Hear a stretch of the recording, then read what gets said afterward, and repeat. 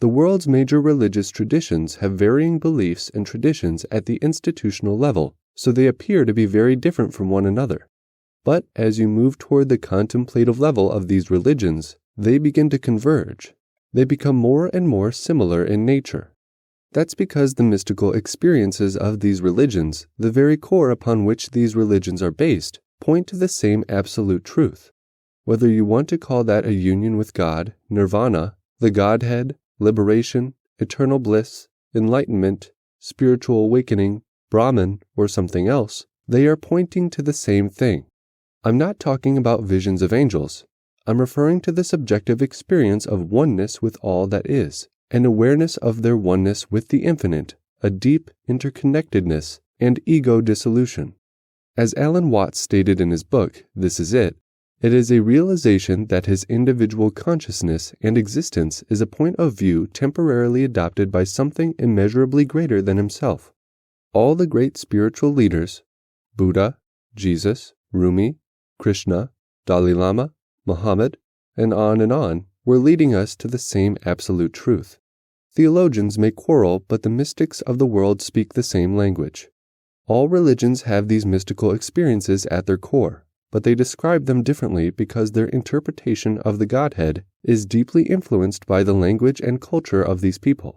These mystical experiences are beyond words and thought, so a Christian having a mystical experience would describe it very differently from a Buddhist having that same experience. Every religion has different methods and practices that lead you to the same truth, or at the very least, an aspect of that absolute truth. What I am very loosely describing here, when I say that all religions point to the same ultimate reality, is the perennial philosophy. I'm not saying all religions are the same. They are different. Their doctrines and beliefs are different. Some believe in one God, others believe in multiple gods, or no God at all. There are many paths up the mountain, but the ultimate end point is the same. Every religion believes theirs is the ultimate truth, but if you expand your perspective, it's quite obvious that this cannot be the case.